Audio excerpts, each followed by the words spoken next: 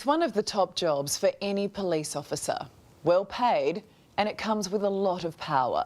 When Wade Burns put his hand up, he campaigned on being a family man with a wife and 2 young boys.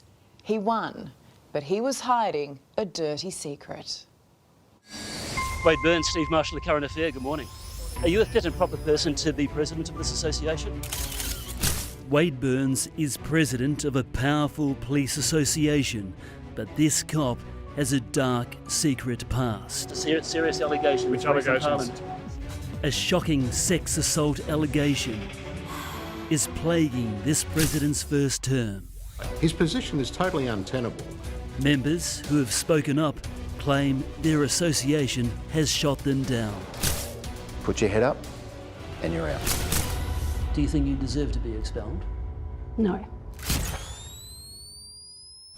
It's an association, but it's also a union operating at arm's length from the force, the police commissioner, and indeed the police minister. Critics claim the Police Association of South Australia is a law unto itself. It's almost like it's run like a mafia. It says that they don't want members to speak up. You speak out against them, you try and raise concerns, and they put a hit job on you. Thank you. Please don't put your foot on the door. Mr. Burns. Thank you. The Police Association of South Australia, over 4,600 members strong, paying $5 million in union fees every year, controlled by officers seconded from the force, voted into lucrative leadership roles by members. Why do you think these people are so hell-bent on getting into these positions and retaining them? Quite simple. Power and money. I'm a family man with a wife and 2 very active young boys. So where work-life balance is concerned, again, I get it. That's Inspector Wade Burns campaigning in a recent by-election to be Police Association president. His campaign was based on openness, transparency, respect and statesmanship. Except he did not explain to his members why he suffered the biggest emotion in South Australian police history. Politician Frank Pangello lit a fuse under Burns' explosive secret on the floor of the SA Parliament using parliamentary privilege. He was a chief inspector and suddenly was demoted to a senior sergeant, and that followed an incident in a nightclub. A sexual assault allegation involving a female police colleague during a night out in 2017. The SA Police Commissioner says, due to the wishes of the alleged victim, the matter was not referred for prosecution, and the allegation has never been publicly proven. However, a misconduct investigation was undertaken. Wade Burns agreed to a set of facts that have been kept secret. Not even senior cops like Chief Inspector Darren Cornell knew the details. I knew there was an incident, but under the Complaints and Disciplinary Proceedings Act, I'm not able to know or discuss that matter. But unfortunately in South Australia, being the secret state, any allegations of misconduct are effectively buried by the Police Complaints and Discipline Act. Adelaide lawyer Andrew Carpenter has had his fair share of legal battles with SA Police.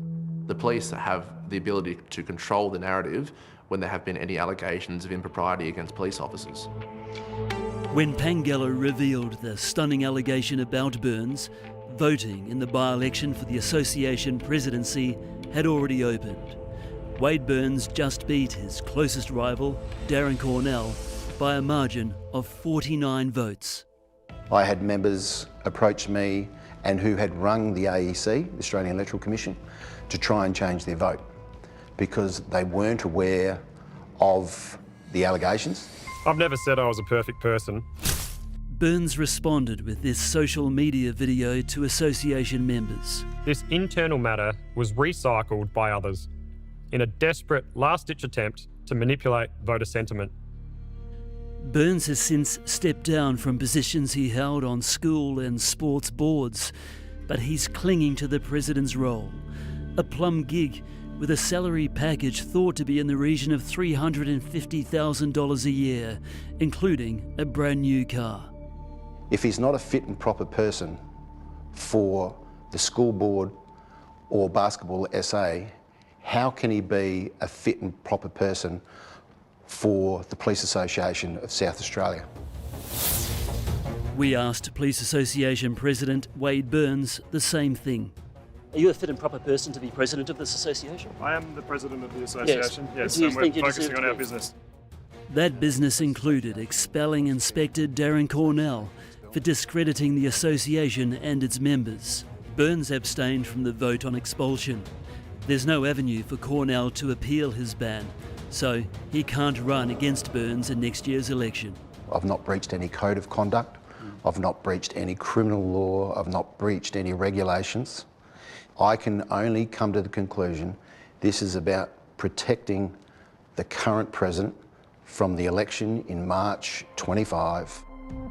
Another police officer was also expelled, so too Delegate Kerry Rouse, for co-signing a letter of complaint about Burns to politician Frank Pangallo and the SA Police Commissioner, although Rouse is glad to be out. Why can't you be part of an association with Wade Burns? If the allegations were to be true, that would put him in a position where we're allowing him to represent us and set a certain standard. And that's why they don't think that he's suitable to represent us as a police association president.